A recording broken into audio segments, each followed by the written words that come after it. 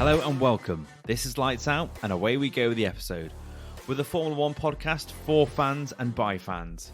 I'm Will, and as I look across the digital garage, as always, I'm joined by my co-driver, or shall I say my co-host, Sam. Hello, Sam. How are you? Hello, Will. Hello again, listeners. I'm very well, thank you. How was your weekend? Yeah, very good. I've played golf for the first time in ages, and I've actually played quite well, so it's a miracle.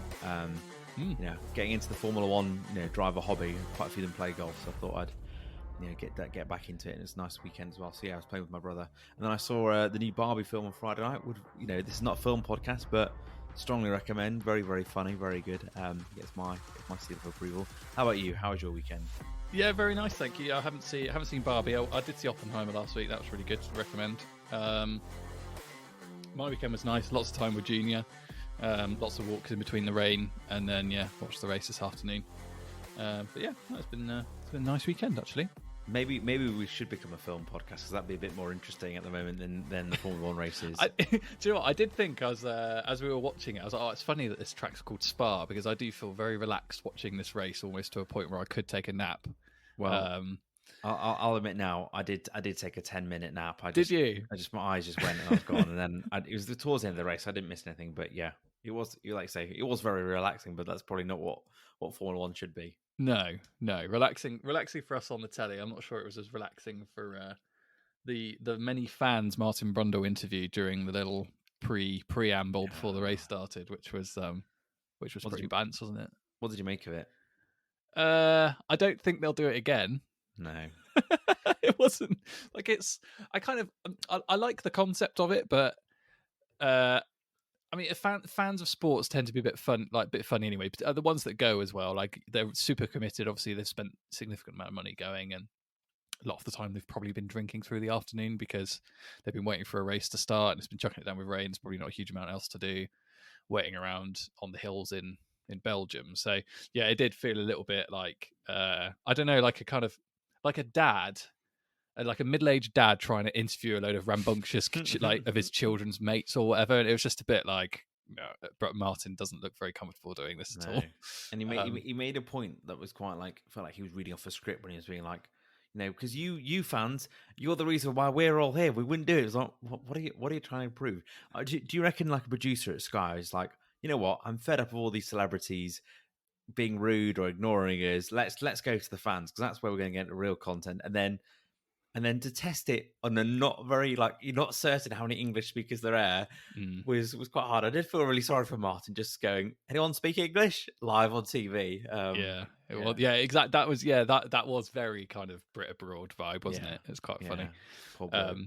I half wonder if they maybe looked at the roster of celebrities in inverted commas that were going to be at Spa and decided, it's not really one that tends to attract A-listers, is it? Because it's in the middle of nowhere. No. Facilities are a bit few and far between, let's say, and it chucks it down with rain most years. So I don't know how popular it is, but I reckon they should if they're going to try it again, try it in Austin with all everyone's going to be up drinking. It's going to be massive trailer parks. Everyone's going to go quite crazy for that, and you guaranteed English speakers, or maybe Vegas. That could be quite good as well. Maybe, although if they do Vegas, they will miss all the celebrities, because that's the one they're probably all likely to go to, isn't it? Yeah. I feel like Vegas is going to be a massive event. I mean, we've talked about it a couple of times throughout our episodes, but I feel like that feels like one of the biggest sort of races in recent Formula 1 years, is sort of going to a new place. It feels like a real event, and I think there's a lot of hype with the drivers as well. They're looking forward to it as well. Definitely. So we should talk about the race then, and let's get through our standard question then. Let's do it. So, Sam, who won the race? Well, Will, the fastest driver in the fastest car won. Do you know what? I'm tempted to try and do this in an Australian accent, because I've been listening to Test Match Special a lot the last little while with the cricket on, obviously. And there's a commentator called Jim Maxwell who's brilliant. But he's taken to kind of leading the radio broadcast when the shipping forecast comes on, and he gets really excited about it. So and it's turned into a bit of a thing for him. It's like his kind of regular daily. And now we go to the shipping forecast. Like he takes it really seriously. Do you want me to ask you again? No, next time. We'll have another opportunity, I'm sure. Probably quite a few, actually. I think you've got another at least 10 more opportunities. At least, yeah. No, it was another very, very dominant weekend for Red Bull and Max Verstappen. So here we are. And what do you make of another Max Verstappen win? This is his seventh, eighth consecutive win in a row. I think so. Yeah, he's getting close to leveling with Vettel, isn't he? He's got, he was levels it it. He 9? levels. That's it. Correct. He levels 9 at Zandorf, and then he'll break it, as we expect him to break it at Yeah. Monza. Yes.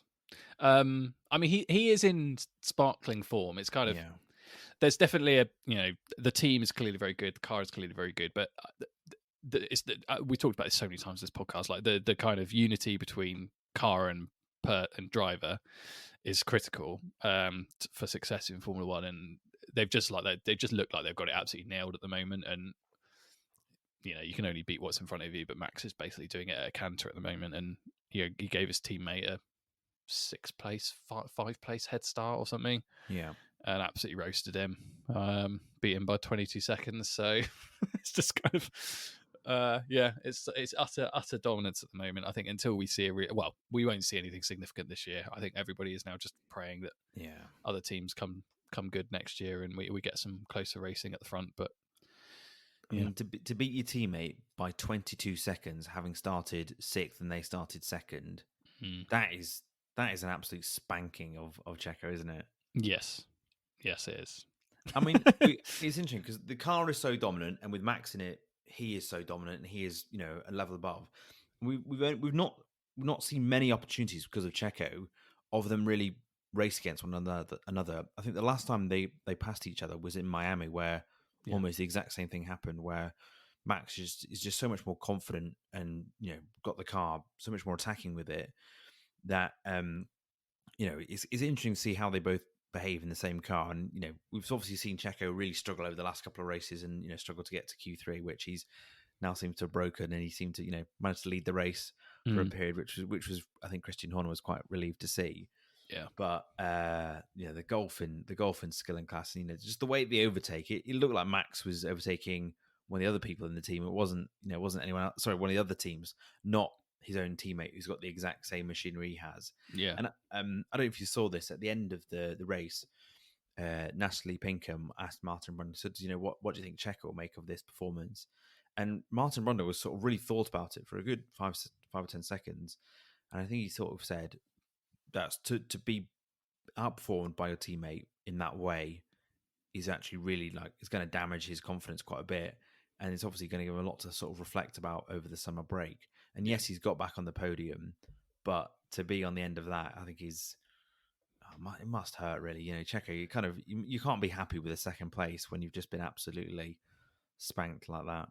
Yeah, and I think Helmut Marko made some classic Helmut Marko type comment as well after the race, basically, or it was either after the race or maybe after the sprint, where he basically said Checo needs to make his peace with the fact that he's never going to beat Max. Yeah. And he's not. And he's probably right. I mean, it's not what you want to hear as a racing driver, and it's not what we want to hear as fans, because we want to see competition up front. And Toto was making that comment again today, actually, when they were talking about comparing the Red Bull dominance with Mercedes. And the first thing he said was, well, we always had 2 competitive drivers in the car. It was always a bit of a contest for a while, at least. Yeah. So it's it's pretty dominant, isn't it? Really, I mean, they've broken the McLaren record. It will probably go on a bit further, I suspect, and that record will stand for a long time, I imagine. It's just I watched they sort of tease the upcoming races, and I just sat there thinking, we're just just going to see Max win every race, aren't we? Like George called it after the first race. We are going to see it, and it is really damaging the sport. I think it's I love Formula One. I'm massively passionate about it. Follow it really closely.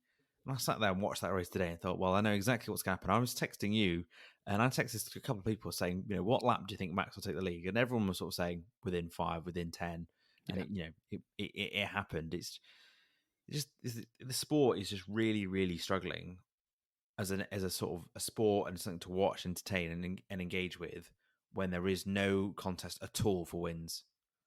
And it feels crazy that we're 12 races in and every race has been won by the same team. Yeah, that feels like mad. And the fact and the way they've won it as well, I think is it's not like they've only just nicked it. They've won it by an absolute canter, and I think they could have won it by more if they really wanted to.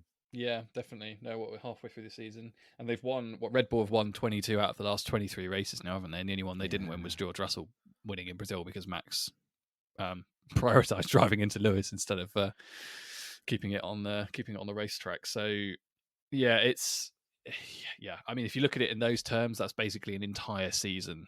One team has won a race, right? And who's to say it won't happen over the course of this full season anyway? I mean, we're placing a lot of hope in other teams to catch up a little bit, or some unreliability to hit Max primarily. I don't think unreliability hitting Checo is going to cause much damage really, but yeah, fingers crossed. We see some upgrades and some developments and stuff over the summer, and things can be a bit closer towards the end of the season. But yeah, for now, it looks like the run will never end.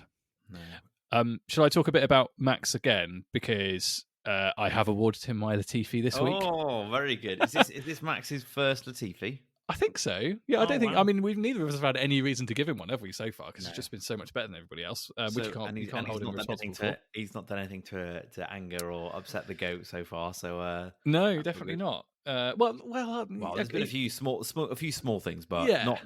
You know, if this was 2021, I think he would have ended up having like double ones from both of us every weekend. Probably. No, you're probably right. No, I'm giving him my Latifi for being an absolute pest on the radio for 2 days or 3 days. Oh, very good. I like you picked that because I think that needs addressing. It does need addressing, I think. So it's not easy being a race engineer anyway. Like racing drivers are a bit I don't want to describe them as prima donnas, but they're very needy, aren't they? Really, as a group in general, strongly opinionated as well. They have a really clear view of what should happen. Of course, and they're driving the cars like they have an understanding of the strategy as well themselves. And this is why we talked about Sainz and Ferrari last week. He's basically making up his own strategy as he goes along, and that does sometimes happen. And there are some drivers who aren't like that, and they're the ones that I tend to love, like Hakkinen, Raikkonen, or as it stands at the moment, Oscar Piastri, who we'll talk about in a bit. But no, I'm giving him a Latifi for being an absolute pain in the arse on the radio all week. And he gave Gianpiero Lambiase a really, really hard time. So they had a bit of an argument, actually, during qualifying on the radio, which you don't really hear too often. I'd have thought they'd have gone to some kind of private setting for that kind of conversation, but they didn't. And to be fair, I think Lambiase came out on top in that particular exchange because Max was moaning about basically only being in P10 during Q2 and making it through to the shootout. But it was because Max absolutely gunned it on his first lap and then wanted to do a second one immediately afterwards. But the car, they wouldn't have been recharged. And all it meant was that it just cost him a bit of time. And yes, he nearly got knocked out. But let's face it, even if he got knocked out in Q2, he'd have still won the race from 11th or 12th or wherever. So it doesn't really matter in the grand scheme of things over the course of a weekend. But yeah, he absolutely laid into the strategy team and Lambiase on the radio, and then Lambiase basically said to him, "Okay, Max, you tell us what you want to do then for Q3." I rate that a lot. Because that Red Bull strategy team, as seemingly always, were absolutely right. And if Max had done it his way, he wouldn't have had a charged battery, and that's worth a significant amount of horsepower. And la la la la la la. Anyway, he was wrong about that.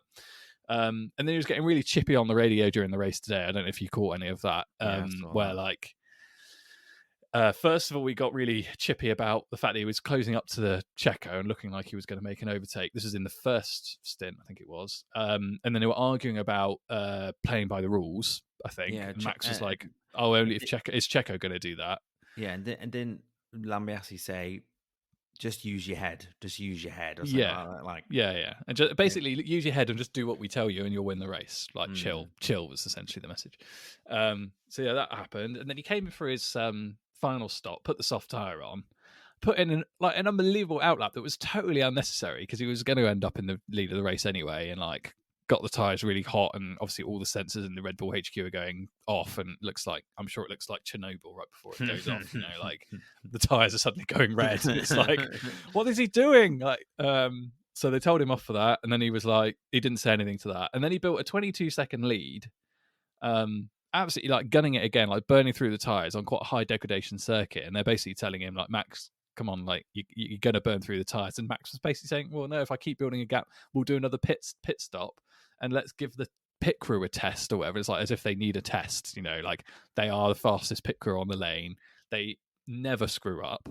No. Every pit stop they do is under 2.5 seconds. Like they are the best in the business. They don't need it was just the whole weekend he was just being a bit of a brat, I think. Yeah. And yeah, I after the tyre thing and at the end of the race, I was like, oh, do you know what? He's been at this all weekend. I'm going to give him a Latifi for it because it's just like he's totally dominating a world championship. He's got the best car that's been made probably for 25 years or something in the sport. And he's going off on one of every session about God knows what. And you're just a bit like, come on, man, just relax, enjoy yourself. That's it, basically. It did seem to go a bit too far. Like, and Yeah. at one point, I almost wondered, was Christian Horner about to weigh in? You know, we had it a couple of weeks ago where Lewis was complaining and it was kind of going on a bit too much. And then Toto stepped in, being like, "Lewis, we know the car is awful." Like, I almost wondered if we were going to get a message from Christian Horner being like, "Max, shut up! Like, you just need to listen to what we're telling you to do here." Yeah. But you know, at least Red Bull are willing, and Gianpiero Lambiase is willing to like put Max into place and tell him when he's wrong, because you know the rest of the team is all his, but at least he can just face a bit of resistance from his engineer, and he's not always right. Yes.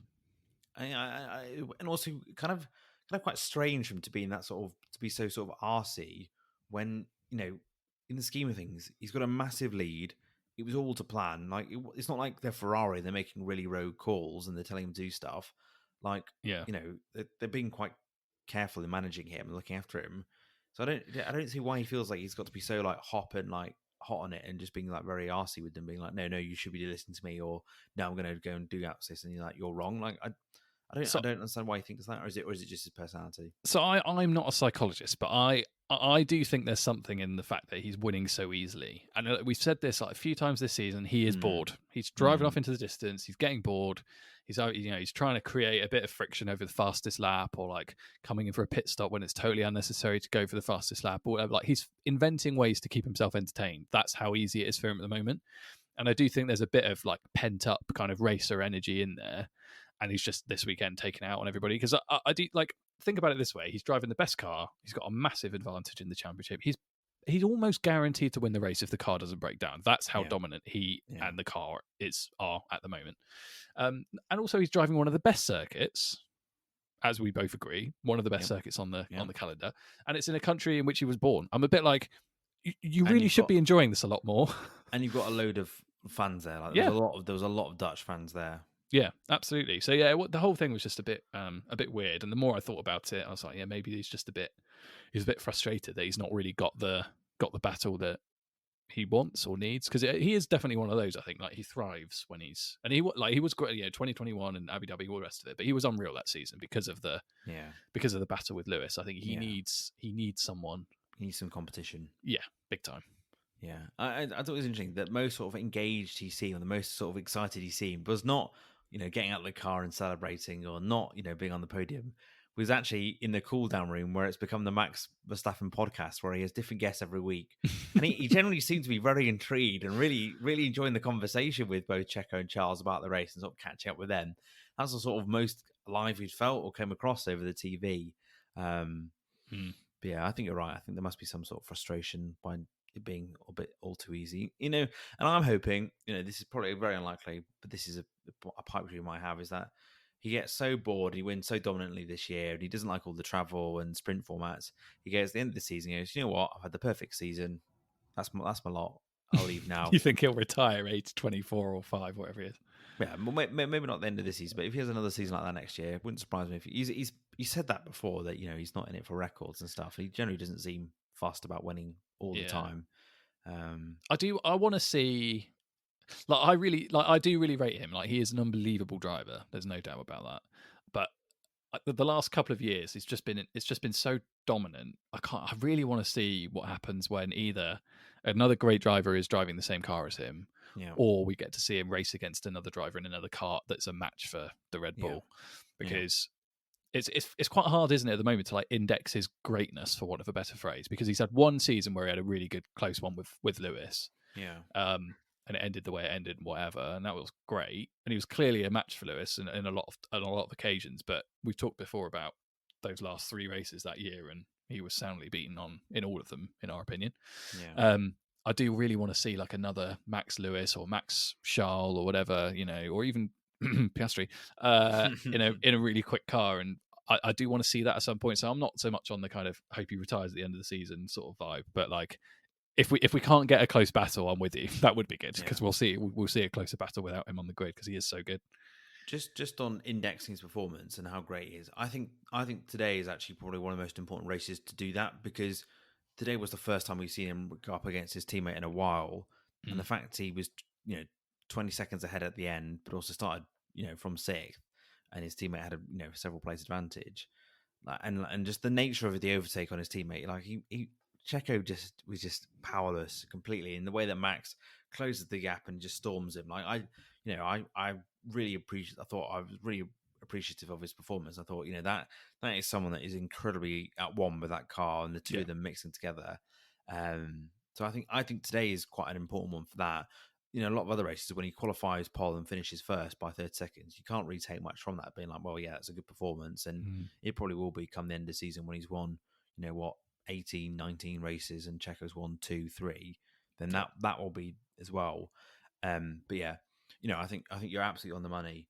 The fact that one of the greatest Formula One seasons in history was 2021, where it was two very different drivers with two different cars at the absolute peak of their powers, slugging out across a full season. That was what Formula One needs to be, and we just have to pray.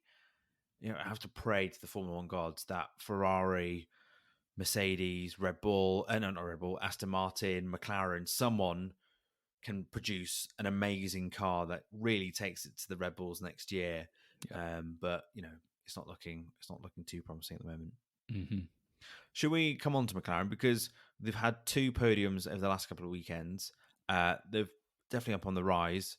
Lots to sort of digest from this weekend. I should put my hands up and say I was playing golf when the sprint race is on. But do you want to just cover off the sprint race and why Oscar Piastri is quickly becoming one of your absolute faves this season? He is, yeah. I mean, I said before, I just love the way he engages with the sport and talks to people, and he's just so chill about everything. And he doesn't seem very Formula One drivery in terms of being that needy kind of annoying driver that constantly moans about everything. No, the sprint race is actually quite good. Sorry to say, you missed probably the better one. It was quite good. That's good for the format, though. Yeah, it was good. It was good. I think it was a good weekend for Stefano Domenicali and pushing the sprint races. So, they obviously took off on at the start of the race, and then a load of drivers came straight into the pits to change for inters from full wets. Max did not, so he stayed out. We had a similar situation, I don't know if you remember, to when Hamilton started on pole. Was it? Yeah. Where Hungary. was it? Hungary, that's right. Yeah, and everybody came in. Last year, was it? Yeah. And was it? No, it's 21. 21, 2 years ago, yeah.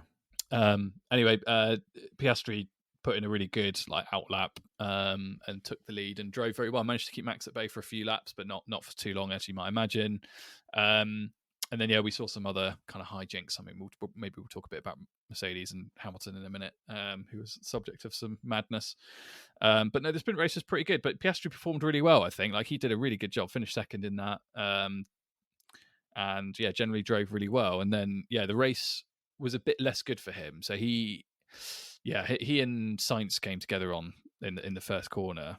I'll tell you what. Who do you blame for that? Was he to blame, or was it Sainz? I don't know. I don't think Piastri's to blame. Maybe this is my rose tinted Piastri goggles going on. He's got straight to your heart already. Yeah, I don't think so. So I did watch it the first time, and I thought, Piastri's tried to stick the nose into a corner there. He's not really got much right to. But there was space for him, and Sainz had quite a bit of space to his left with Hamilton. I looked at the overhead, because I thought, if Sainz has nowhere to go, and it's an option between taking the corner as he is and cutting Piastri up, he probably shouldn't be sticking his nose in there anyway, or driving to the side of Hamilton. I know which one of those options is probably preferable. But then I looked again at the overhead, and there was a good 1.5 to 2 foot of space to his left. He could have left enough space there for Piastri and didn't, and turned in on him. And Sainz has done this a few times actually on the first corner. He can be a bit aggressive in that situation. So I don't know. I think Piastri had every right to go for the gap. With hindsight, I think if he'd had another year in the sport, he probably wouldn't have done. Yeah. Because it is just it's a little bit kind of rookie-ish, I think, to try and stick it in there. But he had every right, for my money. And Sainz was probably just a little bit. He slammed the door in his face a little bit too much when he didn't have to, and it took them both out in the end. Yeah. So yeah, I don't necessarily blame one more than the other, but I think Sainz could have left a bit more space personally. So my view, and this is I'm going to give it now. I think Sainz was to blame, and I'm giving my Latifi. And Oh, boom. because I mean, like we said, there weren't many key moments to give Latifi's to, and I think that was one of the few ones what we were. But I'll give the main reason was because of that, because you only have to look in his wing mirrors to check that Piastri was literally right there, and it did look like he just didn't look, and then just turns the car in. And I think you're right. For Piastri to go for that gap, he has a right to, but it would have been quite tight. And also, was it a risk worth taking so early on in the race? Probably not, because if he just hangs a little bit further back, he can then probably make a move on him. And obviously the damage then really affected his race. He retired 2 laps later, and then Sainz retired a few laps later. But it's quite interesting that they are both we both had them in the predictions game, so we'll see what that means after the break. But yeah, I'll give my other reason to Sainz when we come on to Ferrari in a minute. But a bit of a shame really, because I think, like you say, Piastri had such a good Saturday. And it's interesting, the McLaren car is definitely on the rise, and it's definitely better than the car that started the season. But it is, I'm surprised that David Croft didn't come up with this, but like, this is my own David Croftyism. It's a very Jekyll and Hyde car, because when it was dry, it was absolutely terrible. Lando seemed to be really struggling, and he was quite passable. I think quite a few drivers managed to get past him in quite quick succession at one point. I think George and maybe Ocon got with him in like 2 or 3 corners. So he made 2 overtakes during the entire race, and both times it was in the corners, not on the straight. Oh, interesting. Yeah, so McLaren. So I agree. So and the reason I'm laughing about this is because I watched Norris's post-race interview, and it's worth a look. It is really funny. It's like 2.5 minutes long, but it's basically him feeling quite sorry for himself. And he said, I passed 2 people, and both times it was during the corners, and I don't know how many times he got overtaken on the straight, but it was a lot. But basically, McLaren just made the wrong setup call. They set up for yesterday, put too much downforce on the car, and it was too slow on the straights, and it just kept being picked off all the way through the race. Yeah. And I've written in the notes Norris bants, and the reason I've written Norris bants is because McLaren pulled an absolute strategy call out of a hat, like really towards the end of the race, put him on soft tyres, and Lando undercut 10 cars to finish in the points. Wow. With the soft tyre on. So that must have been the bit I dozed, because I missed that bit. Yeah. No, so I mean, well, this is it. Like, he didn't overtake anybody on track. They just pitted him, put him on the soft tyre, left him to it, and he did such a good job, and everybody else took too long to move back to the soft tyre from the medium. So by the time by the time they all come in, he'd overtaken 10 cars. Fair play. Undercut a lot of them, and then he had to manage his tyres to the end. Did a great job and picked up the points. Yeah, I like. It was a really good race for Norris, considering how slow the car was on the straights. Like, yeah, by all rights, he should have been much further down. Yeah, but the reason why I think it was like a Jekyll and Hyde car is because in the dry, like I say, it just looked awful, and then in the wet, the car came alive, and it just looked much quicker watching it on TV. And I think I must have been those overtakes I saw.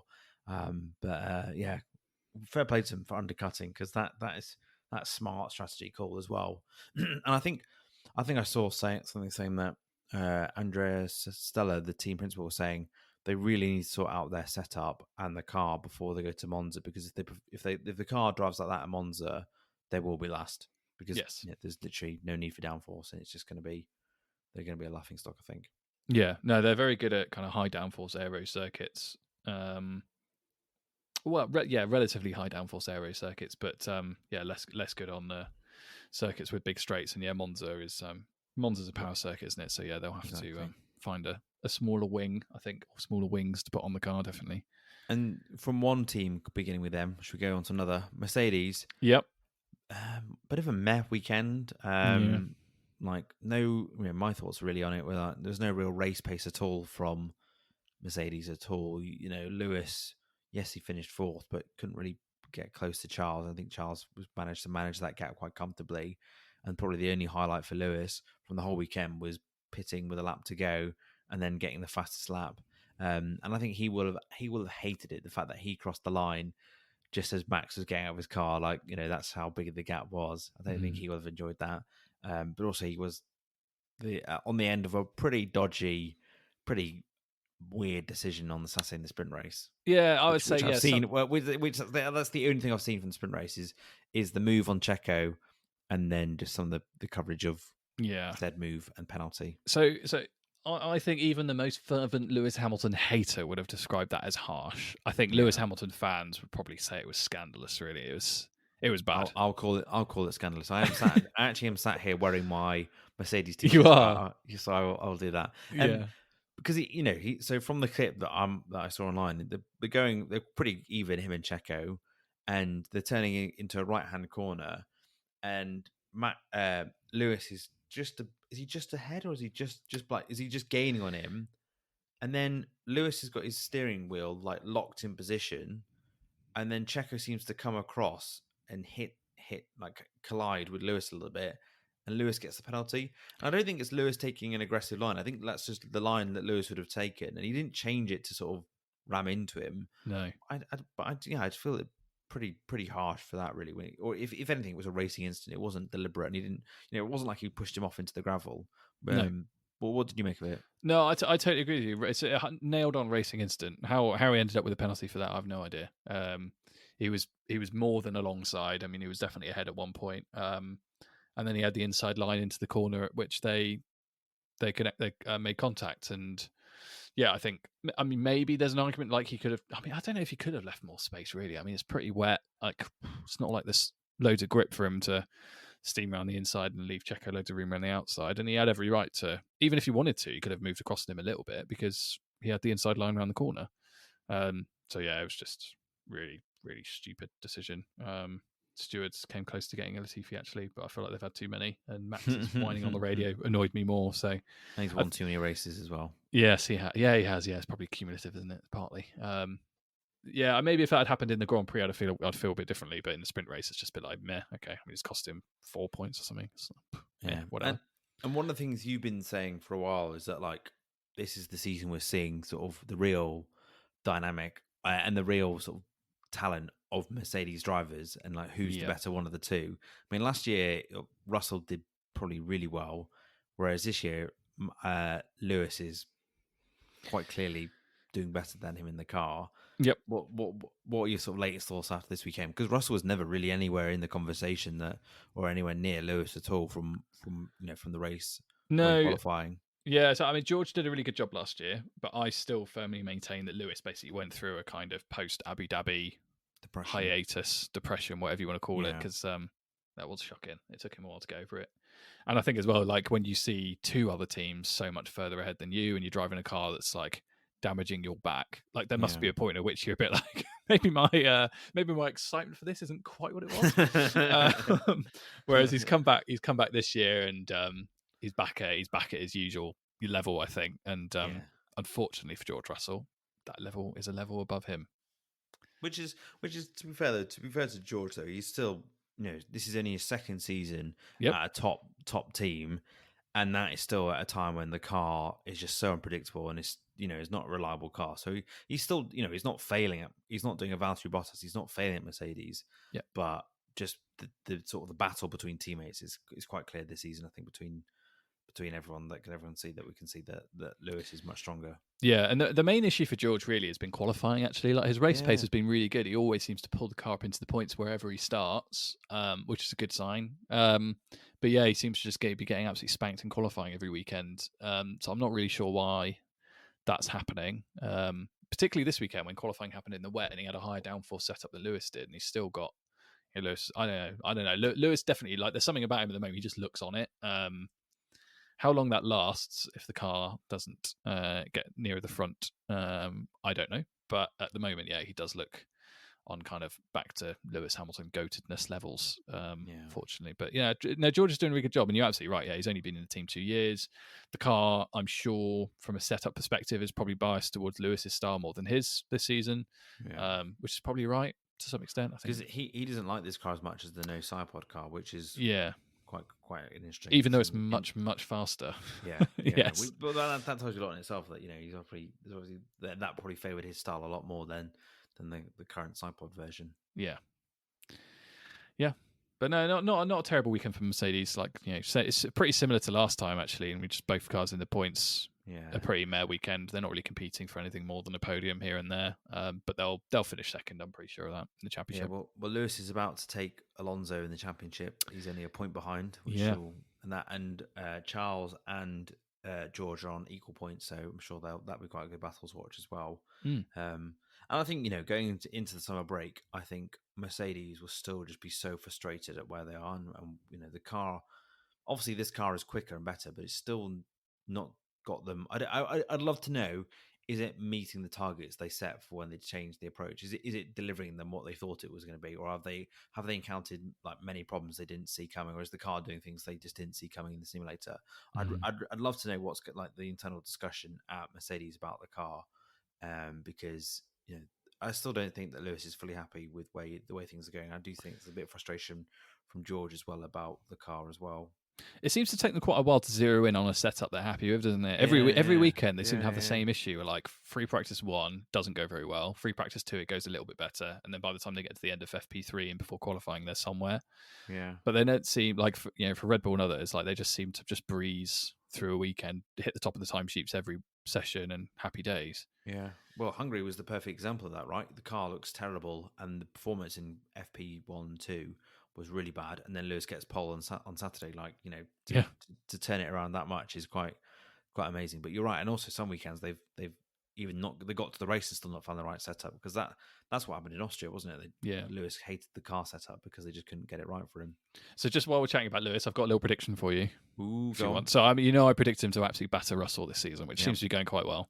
I'm going to predict him to finish second in the Drivers' Championship. He's 41 points behind Checo. Yeah, I can see that. 10 11 races to go? 10 races to go. Yeah. There you go. 41 points, I reckon. He can make those up. Yeah. On the proviso Mercedes pull themselves together and can compete for more podiums. He's more of a sure bet to reliably score podium positions than Checo's, right? I think so. And I think he's like Mercedes and Hamilton are definitely better than Alonso right now. So if anyone's going to chase one of the Red Bulls down, it'll be him. Yeah. Well, I think we should cover Aston in our mid-season review, which we're going to do next week. Yeah, we teased this in our last episode where we were talking about, so do the mid-season review without thinking that Spa was actually in July. But we will actually discuss that, because I think Aston are an interesting team this season, from such a strong start to sort of nothing now, and Alonso as well. I think we can definitely talk about him. Yeah. Just before we go to a break, I feel like they always get the pre-break or the post-break slot. Is Ferrari. What did you make of their weekend? Great that Charles is qualified, got pole position because of Max's grid penalty, but was able to sort of keep hold on to a podium position as well, and he generally seemed quite happy. What did you make of their weekend and the performance of the Scuderia? Much better. I mean, we predicted this, or I think we talked a bit about it at the end of the Hungary GP podcast, because of the nature of Spa and the fact that the Ferrari is a very low drag car this year. I always felt like they were going to perform a bit better here, and I wasn't necessarily sure they'd beat Mercedes, but they did. So yeah, a pretty good weekend. I think Charles Leclerc's pretty happy with third. Like, he's not going to get any more than that. Realistically, on a power circuit with 2 Red Bulls, that's just not going to happen. But there'll be other opportunities for them this year, I'm sure. Sainz obviously had his issue in turn 1. I feel like there's a lot of points left on the table there. I don't know if he beats Lewis necessarily to 4th, but it would have been pretty close, I think. And they were really fast on the straight, so I feel like if he got within a second with DRS, he probably would have made that pass. Yeah.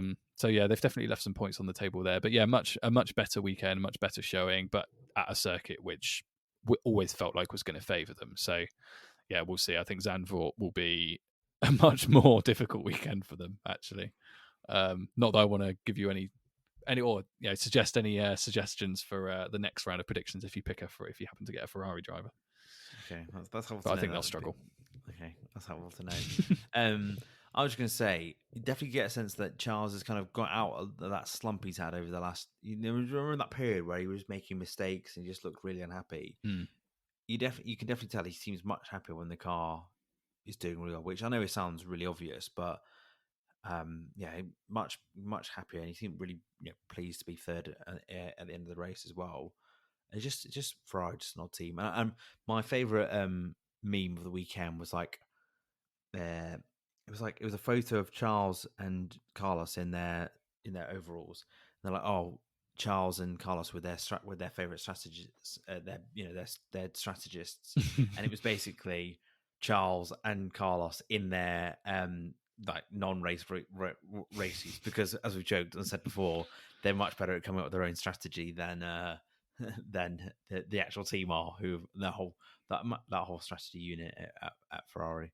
Yeah, definitely. So I think Charles is, in the same way Lewis took a while to get over Abu Dhabi, I think Charles taken a little while to get over how badly last season went, particularly the second half of it. And now he seems much more in the groove, just focused on driving the car. And yeah, mentally, I feel like he's in quite a good place, really. So, and that's, considering how bad that car's been for a lot of this season, I think that's pretty commendable, really. So, yeah, I think as long as they can make progress and demonstrate they're catching up a bit, I think they'll keep those drivers happy. But as we've talked about so many times, we're never far away from some cataclysmic Ferrari mistake that winds both drivers up.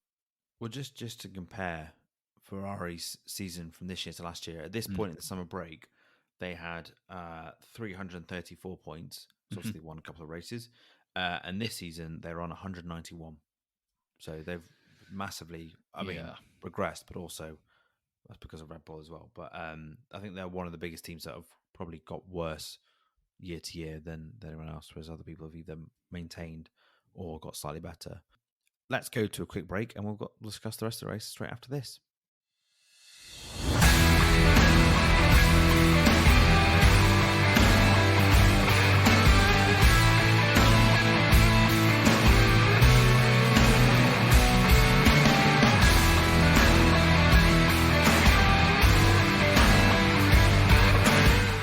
Hello, welcome back from the break. Hope you had a jolly old time.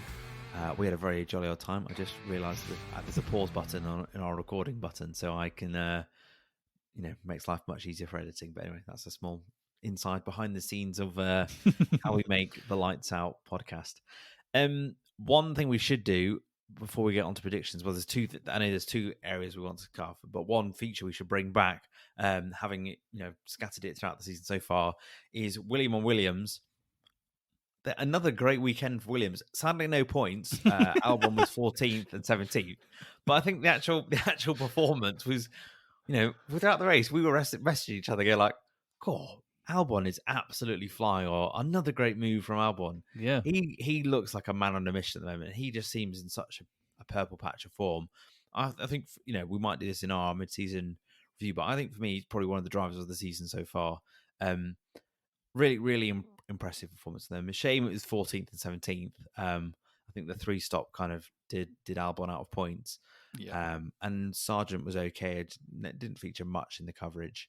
But what did you make of Williams' weekend? Such a shame. It's such a shame because the car is perfect for Spa. It really is. It's low drag, high power, brilliant. And we saw that. So I agree. I think the 3-stop was a big mistake for Williams, particularly because the car's so difficult to overtake. They should have just held track position, I think. Because I think Albon was 10th at the time they pitted him. And they left him with too much to do, basically. They put him on softs, and he did well. I think he came out 17th and made up like 3 places over the last 4 laps or something. But left him with too much to do. And it is a shame. I feel like this would have been a really good race for them to pick up points, but hey ho, not to be. And both drivers featured in our predictions as well, so we'll talk about them in a bit. But no, the car, they've done a really good job to start the season. I mean, the worry always, as we talked about, I think, right at the very beginning in Bahrain, is that they were going to get outdeveloped by some of their rivals, and that started to happen.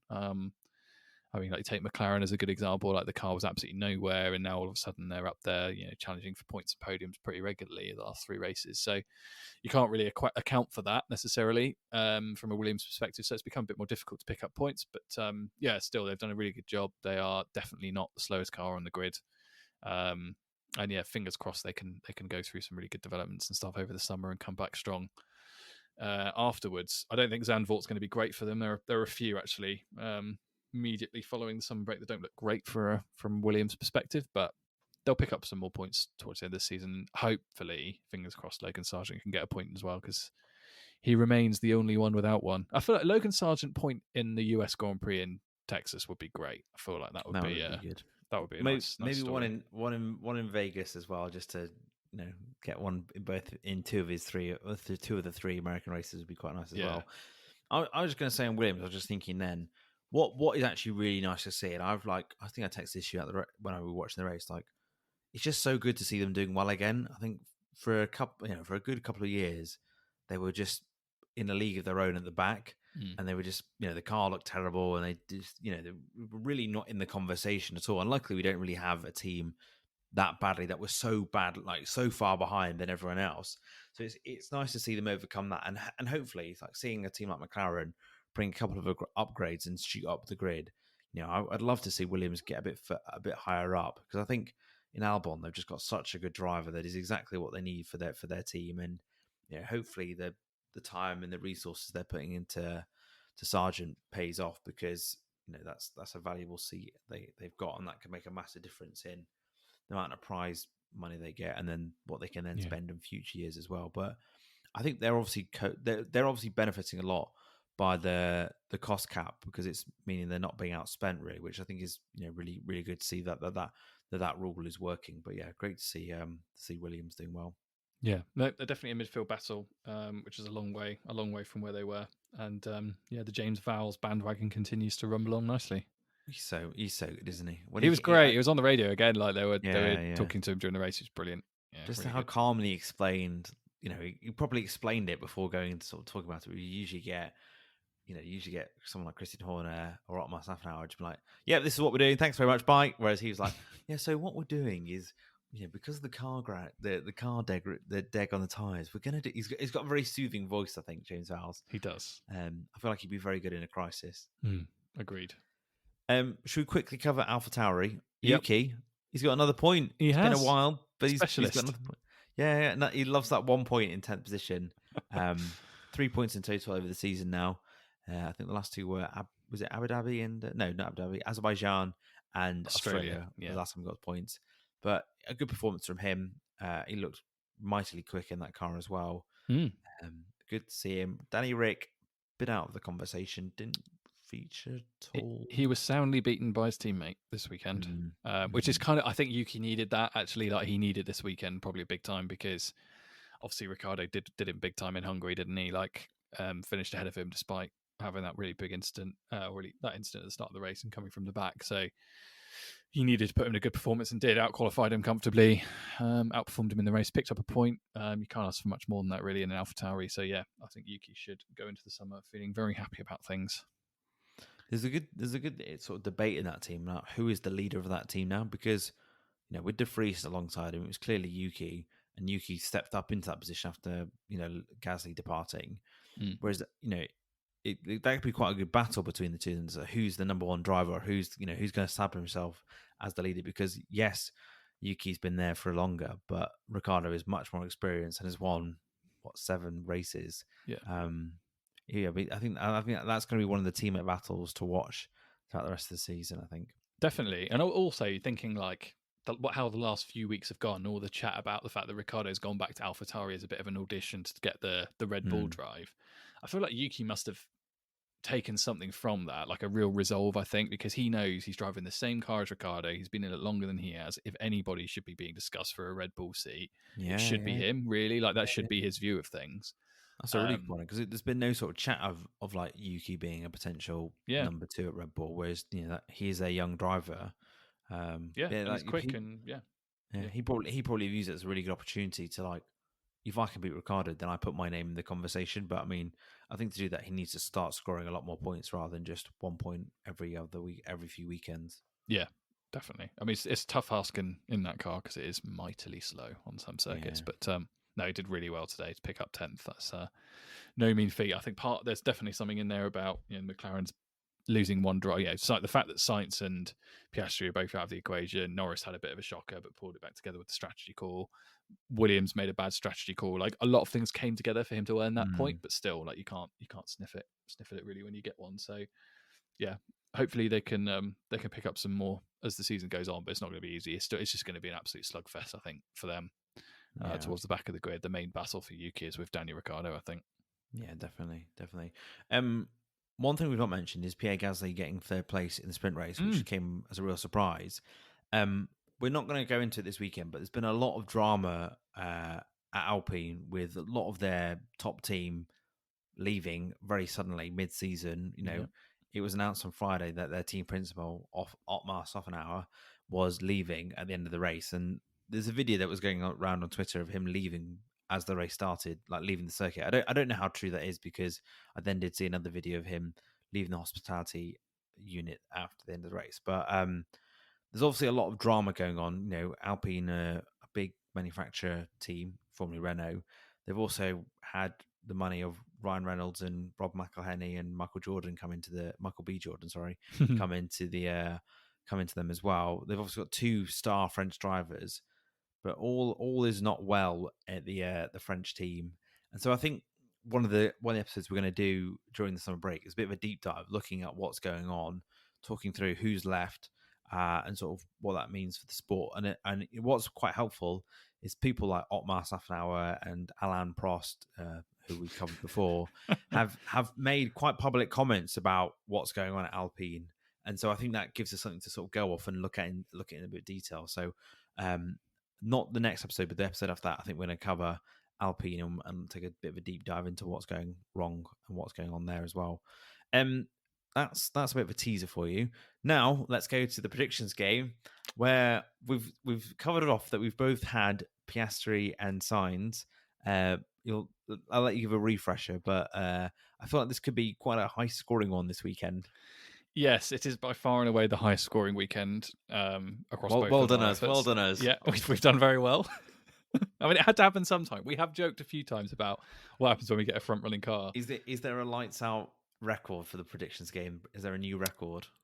You are the proud holder of a new record, yes. Hey! It was me previously. I think also for a McLaren, funnily enough, it was Norris, and I think I predicted him to finish like 7th, and he finished last or something stupid. Just on pace, by the way. That wasn't even a DNF. Terrible. But so unfortunately for you, you had Oscar Piastri, and you optimistically predicted 5th place. Which could have been quite reasonable. No, probably wouldn't have been. He obviously qualified well, but he probably wouldn't have held on to that, would he? No, I don't think so. Because Sainz is probably there in the conversation at that point. Yeah. And unfortunately, he finished, so his final classification was 20th. Yeah, it was 20th last year. So you pick up 15 points for Oscar. Oh, God. So that's the record. Congratulations, someone you win.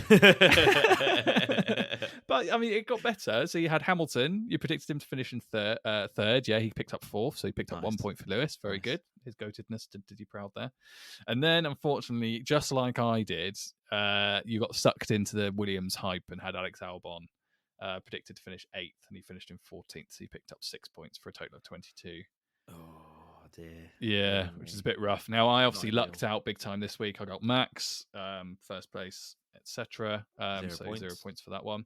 I did have Carlos Sainz, who I predicted to finish in 6th, and he finished in 19th. He managed to keep the car going a bit longer than Piastri did, so he gets that extra place. Lucky dog. And he picks up 13 points. I should just say on Sainz, I forgot to say this when we talk about Ferrari. Yes. The other reason why I'm giving him the Latifi, I should just interject with this now. Sorry to interrupt you. No, go ahead. Was why on earth did they keep running him for so long with damage? I don't know. That deserves a Latifi in itself. But yeah, we can't give Ferrari a Latifi every week. No, but he deserves that for his part in that decision. Sorry, back to the predictions game. But thanks for the reminder on Sainz. No, that's all right. So that puts me on 13, and then I had Logan Sargent, and I went 14th. And he finished in 17th, so I picked up 3 points there. So I finished on 16, so I've closed the gap by 6 points this week. Wow. So I think it's back down to 14 or something, which, interestingly, is 1 less than you got for Piastri in 1 week. So, game on. Yes, see, you were defeatist a couple of weeks ago when you thought the gap was too big, but look at this now. It only takes one 15 point place from one person prediction, and then you're straight back in it. Yeah. Well, congratulations on your win. Thanks, mate. Well, I was due. I mean, I don't know how many it's been. I'll have a look. I've been on a similar sort of run to Max, so I'm glad you have been quite dominant. I've got a spreadsheet. Obviously, it's loading. Sorry, listener, about this, but I'll be right with you. Right, Hungary, Will, GB, Will, Austria, me. Okay, so you were on a run of 2. Okay, but you've won 3, 4 of the last 5 before today. So yeah, you're in quite good form, to be fair. I'm in Red Bull sort of form at the moment. You are. But yeah, no, the gap. Yeah, okay. So It's all to play for. It's all still all to play for. Yeah, the fact that it's below 20 with just about half the season left to go, it gives me some confidence. So if it gives you, I mean, it's not quite comparable, but after like 18 holes of golf yesterday, the difference in scores between my brother and I was 1. So wow, over several rounds, we'll have. I don't know how many rounds we'll have in total this because we didn't start from the first race. Yeah. Imagine if it comes down to like 1 or 2 points. It's not impossible. No, it's not. No, it could be close. And so we're going to do the draw for Zandvoort in the episode before Zandvoort. Zandvoort. Yes, Zandvoort. Yeah. Sorry, which they may call it. I don't know. Zandvoort. Sorry, that's my butchering of Zandvoort. Zandvoort. Yeah, let's do it. Let's do it the week before, the week immediately preceding, because as you've already talked about Alpine. I mean, they didn't get the memo. Silly season is supposed to start after the final race before the summer break. They did not get that one, and they've started the weekend it's happening, the weekend of the race. So yeah, I think give it a few weeks. And we'll probably see some. I don't know. I'm not sure we'll see much with drivers. Actually, I don't think we'll see any moves. We might see a bit of like chit chat about drivers moving, unless something really rogue and something really big comes out. Like let's say for example, something like really rogue would be like Leclerc going to Red Bull, like something major like that happening, which we don't see happening so now. Good. Or Lewis saying, I'm retiring at the end of the season, like something like really unexpected happening. I think that's the level of the silly season we'll get this year. I think a lot of it will be quite routine. I think also because last year will be so hard to top with the Piastri, Alonso, Vettel chain reaction. That was great. Yeah. Also, I feel like the only driver that was really, really doing genuinely terribly was De Vries, and he's been binned off already. Yeah, so he's gone. No, there aren't really any standout like drivers who are having absolute shockers at the moment. So yeah. Oh, sorry, were you going to say something? No. All right, that brings us to the end of the podcast. Thanks very much for joining us. Remember to subscribe and leave a review on your podcast platform of choice. If you enjoyed it, why don't you share it with a friend? Hopefully they enjoy it as much as Gianpiero Lambiase is going to enjoy a few weeks off from being Max's punching bag. Very good. Very good. Topical as always. And Gianpiero, if you are listening, I hope you do have a nice, peaceful few weeks because you've earned it. And if you want some therapy, why don't you come on the podcast and we'll hear your troubles. Absolutely. Do follow us on Twitter. We are at Lights Out Lads, and on Instagram we are at the Lights Out Pod. Will, mid-season review coming next week. Next week we're going to just sort of touch base on where we're at so far. So we did earlier on in the season, I think when Imola when Imola got cancelled, we looked at like early things we've learned so far in the season. I think that's come up with some good categories that we can sort of review the season. So sort of best race, best driver, biggest underachiever, all that sort of stuff. So a good opportunity to sort of take stock. We're 12 races in, we've got 10 to go. I think a really good opportunity just to sort of review the season we're having so far, and just maybe look at a few other things or think about things in a different way than how we discussed post race. So make sure to listen next week. That's all from us. All the best and goodbye. Bye.